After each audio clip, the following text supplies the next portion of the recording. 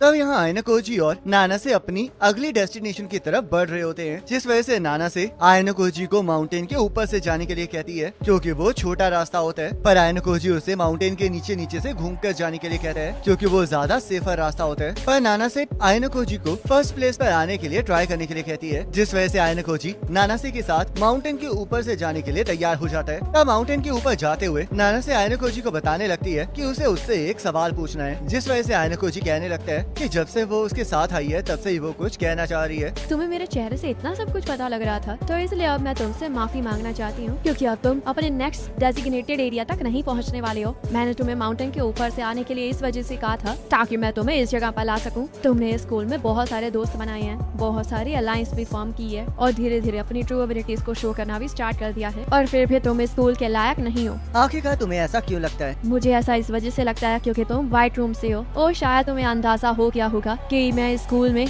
Director सुकीशिरो के order पर आई हूँ ताकि मैं तुम्हें एक्सपेल करवा सकूं। तो इस वजह से अब मैं तुम्हें इंजर्ड करने वाली हूँ ताकि तुम्हारा अलार्म एक्टिवेट हो जाए और टीचर्स जाकर तुम्हें ड्रॉप आउट करने पर मजबूर कर दें, जिससे कि तुम एक्सपेल हो जाओ। तो तुम्हें लगता है कि अगर मैं यहाँ पर हार जाऊंगा तो मैं एक्सपेल हो जाऊंगा? तो लगता है मुझे अब मैं एक ही चीज कर सकता हूँ। मैं तुम्हें पहले ही बता दूं आयना कोजी कि अगर तुम मेरे साथ वायलेंस करोगे तो हम दोनों ही लड़ाई करने की वजह से एक्सपेल हो जाएंगे। मुझे ये पहले से ही पता है। तब वो दोनों लड़ने के लिए तैयार हो जाते हैं, जिस वजह से नाना से आयना कोजी के ऊपर हमला कर देती है। पर आयना कोजी उसके हमले को रोककर उसके फेस के पास जाकर अपने मुक्के को रोक देता है और उसे पूछने लगता है कि क्या वो थक गई है, क्योंकि वो तो इससे भी ज्यादा कैपेबल है। तब नाना से आयना कोजी से पूछने लगती है कि क्या उसे सच में लगता है कि वो बिना लड़े उससे रोक सकता है, और तभी वो फिर से आयना कोजी के ऊपर हमला कर देती है। पर आयना कोजी फिर से उसके हमले को डिफ्लेक्ट करके उसके मुंह के पास जाकर अपने पंच को रोक देता है और उसे बताता है कि अगर ये पंच उसे लग जाता तो वो लड़ाई वहीं पर खत्म हो जाती। पर नाना से उसे समझाती है कि चाहे उसे अपनी ताकत पर पूरा कॉन्फिडेंस हो, पर वो बिना लड़े इस लड़ाई को नहीं जीत सकता। जिस वजह से आयना कोजी कहने लगता है कि अगर वो लड़ेगा भी तब भी वो नहीं जीत सकता। जिस वजह से नाना से उसे पूछने लगती है कि आखिरकार अब वो क्या करने वाला है, पर अभी आयना कोजी ने इसका जवाब नहीं सोचा होता। जिस वजह से नाना से फिर से उसके ऊपर हमला कर देती है, पर आयना कोजी फिर से उसके हमले को डिफ्लेक्ट करके उसके मुंह के पास जाकर अपने पंच को रोक देता है। जिस वजह से नाना से को एहसास हो जाता है कि आयना कोजी रूमर्स के अकॉर्डिंग ही बहुत ज्यादा स्किल्ड है। मुझे एहसास हो गया है कि तुम क्या करना चाहते हो। तुम मुझे बिना फिजिकली हार्म किए तोड़ना चाहते हो ना, और ये चाल कामयाब भी हो सकती है क्योंकि मैं तुम्हें स्टैंडर्ड फाइटिंग में बिल्कुल भी नहीं हरा सकती हूँ, पर मेरा दूसरा वर्जन ऐसा कर सकता है। अब आखिरकार तुम कौन हो? मैं उस जगह से तुम्हें रोकने के लिए वापस आया हूँ। और वो जगह है कौन सी? वो एक डार्क एरिया है, पर तुम मुझे नहीं जानते हो क्योंकि हम लोग कभी भी फेस टू फेस नहीं मिले हैं। पर मैं तुम्हें बता दूं कि मैं नाना से नहीं हूँ, बल्कि मेरा नाम मात्सुओ इचिरो है और मैं उस पर्सन का बेटा हूँ जिसे तुम्हारे फादर ने मारा था, और मैं बस इस बॉडी को बोरो कर रहा हूँ ताकि मैं तुम्हें हरा सकूँ। ये तो सच में बहुत बड़ा जोक है। तुम चाहे जो मर्जी समझ लो, पर मैं यहाँ पर तुम्हें डिस्ट्रॉय करने आया हूँ। नाना से आयना कोजी के साथ लड़ना स्टार्ट कर देती है और उसके ऊपर पहले से ज्यादा ताकत से हमला कर रही होती है, जिस वजह से वो आयना कोजी के ऊपर भारी पड़ रही होती है और हर एक कीमत पर आयना कोजी को हराना चाह रही होती है। पर तभी आयना कोजी उसके हमले को रोक देता है, जिसे देखकर नाना से हैरान हो जाती है। मुझे अब समझ में आ गया है कि तुम क्या चाहती हो, और नाना से तुम्हारे अंदर मल्टीपल पर्सनैलिटीज नहीं है और ना ही किसी और स्पिरिट ने तुम्हें पोजेस कर रखा है। तो आखिरकार तो ये कैसे एक्सप्लेन कर सकते हो कि मैं यहाँ पर हूँ? तुमने बस अपने अंदर एक और पर्सनैलिटी को क्रिएट किया है, और जो तुम्हारी स्पीच और बिहेवियर में ये अंतर है वो ऑटो सजेशन से आया है। आखिरकार मैं तुम्हें कैसे प्रूव करूँ कि मैं मात्सुओ हूँ? तुम बस छोटी सी रेंज में थोड़ी सी फ्लक्चुएशंस कर सकती हो, जिसका मतलब तुम रियल नहीं हो। ये झूठ है क्योंकि मैं मात्सुओ हूँ। अगर ये सच होता तो मेरी बातें तुम तक नहीं पहुंच रही होती। तुम बस अभी अभी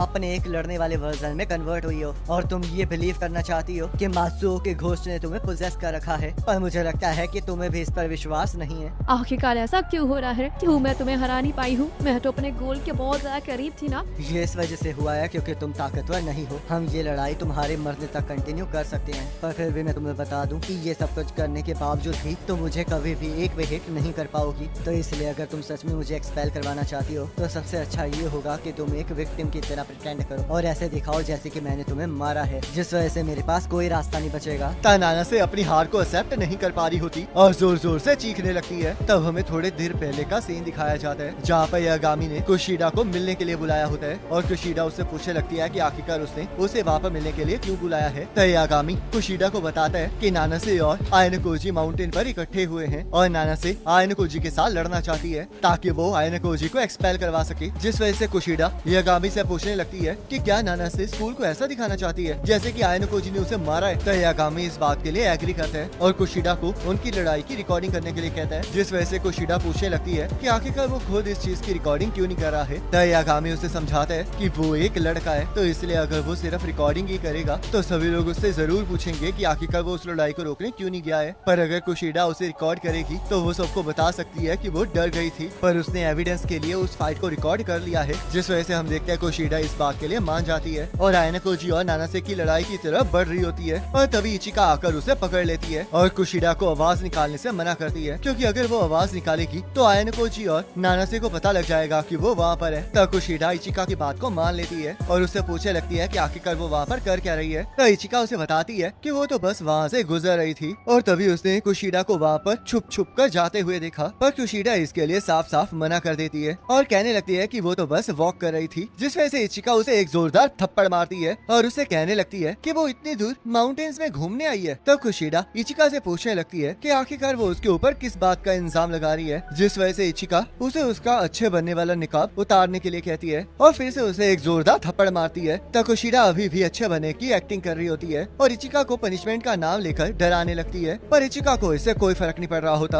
और वो आगे बढ़ के कुशिडा को मुक्का मारने लगती है। पर तभी कुशिडा उसके मुक्के को डिफ्लेक्ट कर देती है और अभी भी अच्छी लड़की होने का दिखावा कर रही होती है। तुम अभी भी अच्छे बनने का दिखावा करती रहोगी। तुम्हें पता है कुशिडा कि मुझे तुम्हारे बारे में सब कुछ पता है। तुम एक अगली लिटिल मॉन्स्टर हो जिसे ये लगता है कि वो बहुत ज्यादा ब्यूटीफुल है। तो क्या अब तुम रोते हुए स्कूल को ये बताना चाहती हो कि मैंने तुम्हें मारा है ताकि तुम मुझे एक्सपेल करवा सको? पर याद रखना कि मैं बिना लड़े बाहर नहीं जाऊंगी और तुम्हारे भी मिडिल स्कूल के डार्क सीक्रेट को सबके सामने ला दूंगी ताकि तुम यहाँ पर रह ही ना पाओ। तो यही सोच रही हो ना कि मुझे तुम्हारे सीक्रेट के बारे में कैसे पता चला, और तुम ये सोच रही हो कि शायद आयनोकोजी ने मुझे इस बारे में बताया। और मैं तुम्हें बता दूं कि ऐसा कुछ भी नहीं है। मुझे तुम्हारे सीक्रेट के बारे में इस वजह से पता है क्योंकि मैं बहुत ज्यादा स्पेशल हूँ और मेरी इन आंखों से कुछ नहीं बच सकता। तब कुशिडा को कुछ समझ नहीं आ रहा होता, जिस वजह से वो इचिका से पूछने लगती है कि आखिरकार वो कौन है। तब इचिका उसे बताती है कि वो एक सिंपल पर्सन है जो कि आयनोकोजी को बचाने वहाँ पर आई है और उसे ये भी समझाती है कि उसका कोई इस्तेमाल कर रहा है और आयनोकोजी को भी अभी तक इस बात का एहसास हो गया होगा कि कुशिडा उसका पीछा कर रही है। तब कुशिडा इचिका से पूछने लगती है कि आखिरकार उसे आयनोकोजी की इतनी ज्यादा फिक्र क्यों है। मुझे आयनोकोजी की फिक्र इस वजह से है क्योंकि वो मेरे लिए बहुत ज्यादा स्पेशल है। तब कुशिडा कहती है आखिरकार तुम ये क्या कह रही हो? क्या तुम उसे पसंद करती हो? तब इचिका कहती है मेरी फीलिंग्स को इन वर्गर वर्ड्स के साथ मत मिलाओ। मैं आयनोकोजी को पसंद नहीं करती हूँ बल्कि उससे प्यार करती हूँ, या फिर मैं कह दूँ ये चीज उससे भी ज्यादा पावरफुल है।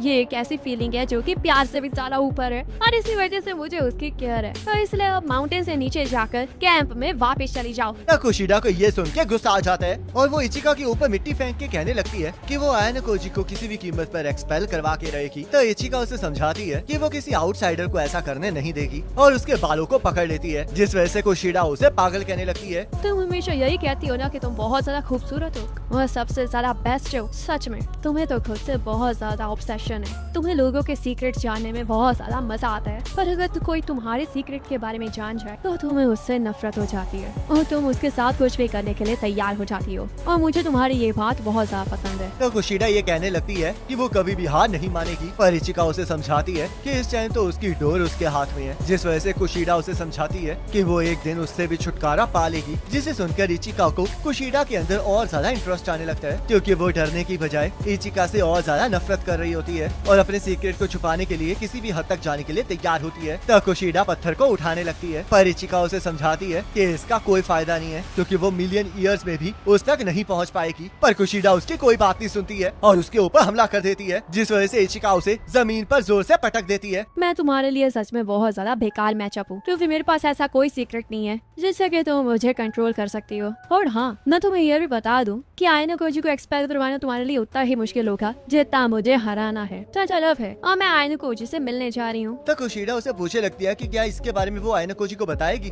पर इचिका इसके लिए मना कर देती है और उसे बताती है कि शायद अभी भी उसके पास आयनोकोजी को एक्सपेल करवाने का एक चांस है। जिस वजह से कुशिडा कहती है कि वो इसके बाद उसे पूरी तरह से क्रश कर देगी, जिसे सुनकर इचिका हंसने लगती है और उसे बताती है कि ये लड़ाई तो शुरू होने से पहले ही खत्म हो गई है। तो वहाँ पर भी बारिश स्टार्ट हो जाती है और कुशिडा को समझ नहीं आ रहा होता कि आखिरकार वो कर क्या रही है। तो यहाँ इचिनोजे जंगल में घूम रही होती है क्योंकि उसकी वॉच टूट गई होती है। तब हमें कुछ टाइम पहले का सीन दिखाया जाता है जहाँ पर शिबाता इचिनोजे को समझा रहा होता है कि इस तरह अकेले वॉच को रिप्लेस कराने जाना खतरनाक हो सकता है और ऊपर से मौसम भी खराब होने वाला होता है। पर इचिनोजे किसी भी कीमत पर ऐसा करना चाह रही होती है क्योंकि वॉच के टूटने की वजह से उसके पॉइंट्स रिकॉर्ड नहीं होंगे और वो इसका रिस्क नहीं ले सकती है, जिस वजह से वो अकेले ही कैंप के स्टार्टिंग पॉइंट की तरफ जा रही होती है। तभी उसे सुकीहिरो और क्लास 1D के टीचर शिबा की आवाज आने लगती है जहाँ पर शिबा सुकीशिरो को बता रहा होता है कि से और माशिबा उनकी मूवमेंट्स के ऊपर नजर रख रहे हैं और साथ में उनकी हिस्ट्रीज भी चेक कर रहे हैं, जिस वजह से सुकीशिरो को यकीन आ जाता है कि वो दोनों आयनोकोजी से मिले हुए हैं। और शिबा उसे बताता है कि उसने अपने रिकॉर्ड्स को चेंज कर दिया है ताकि उसके बारे में कोई भी ना जान सके। तब सुकीशिरो उसे इस बात के लिए शाबाशी देता है और जल्द से जल्द आयनोकोजी को निकालने के बारे में कहने लगता है क्योंकि उन्हें डर होता है कि आयनोकोजी कुछ भी कर सकता है। और शिबा भी उससे पूछने लगता है कि क्या व्हाइट रूम के स्टूडेंट को निकालना इतना आसान है। तो इचिनोजे भी व्हाइट रूम के बारे में सुन लेती है पर उसे इस बारे में कुछ समझ नहीं आ रहा होता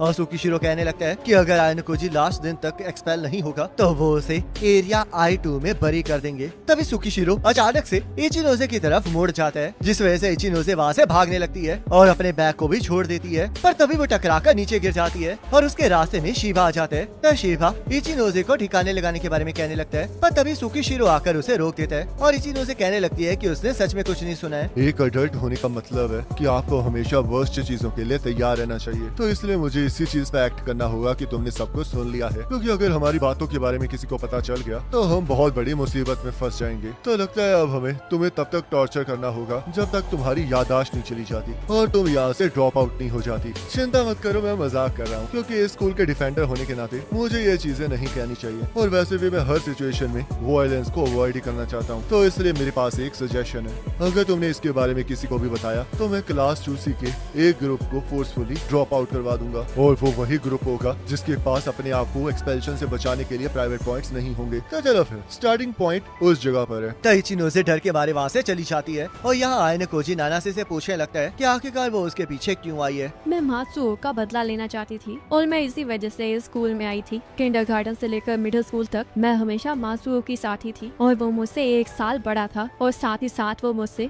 हर चीज में अच्छा भी था, जिस वजह से वो मेरा रोल मॉडल था। पर उसके फादर वो पर्सन थे जिन्होंने तुम्हारी व्हाइट रूम से भागने में मदद की थी और इसी वजह से उन्होंने वो सब कुछ खो दिया जो उन्हें बहुत ज्यादा प्यारा था। पर मात्सुओ ने अपने फादर को खोने के बाद भी हिम्मत नहीं हारी और वो ऑप्टिमिस्टिक होकर हंसता रहा और उसने कहा कि वो कभी भी गिव अप नहीं करेगा। तुमने एक से कहा था कि अगर तुम जिसे पसंद करते हो उससे दोबारा मिल ही ना पाओ तो तुम उसे कभी नहीं बता पाओगी कि तुम उसके लिए क्या फील करते हो। तो इसका मतलब ये तुम्हारे साथ भी हुआ है। और उसी के पास सुकीशिरो मुझसे मिलने आया था और उसने मुझे बताया कि किस चीज ने मात्सुओ की जिंदगी को बर्बाद कर दिया, जिस वजह से मैं इस स्कूल में आई। सुकीशिरो ने ये वादा किया कि अगर मैं तुम्हें एक्सपेल करवा दूंगी तो वो मुझे तुम्हारे फादर से मिला देगा। आयनोकोजी, तुमने कुछ भी गलत नहीं किया है, पर मुझे किसी ऐसे पर्सन की जरूरत थी जिसके ऊपर मैं अपने गुस्से को निकाल पाऊँ। पर अब जब मैंने सुकीशिरो के ऑर्डर को पूरा नहीं किया है तो मेरा यहाँ पर रुकने का कोई फायदा नहीं है। तो क्या इसका मतलब तुम स्कूल को छोड़कर चली जाओ? अगर मुझे अपनी गलती का पश्चाताप करना है तो मुझे कम से कम इतना तो करना ही पड़ेगा। तुमने कुछ भी गलत नहीं किया है क्योंकि तुमने वो सब कुछ ट्राई किया है जिससे तुम मात्सुओ का बदला ले सको। पर मेरे पास एक ऐसा रीजन है जिस वजह से मैं तुम्हें अपने आप को बीट करने नहीं दे सकता और मुझे लगता है कि अगर मैं स्कूल में रहूंगा तभी मैं अपने फादर पर हमला कर पाऊंगा। मुझे पता है कि ये सेल्फिश है पर मैं चाहता हूँ कि तुम यहाँ पर रहकर मेरी मदद करो क्योंकि अगर सुकीशिरो ने मुझे एक्सपेल करवा दिया तो मात्सुओ के फादर का बलिदान बेकार चले जाएगा। तो इसका मतलब मैं अब तक गलत समझ रही थी। तो क्या तुम मेरी मदद करो? बिल्कुल, मैं तुम्हारी मदद जरूर करूंगी। मैं और मेरे फादर बिल्कुल सेम है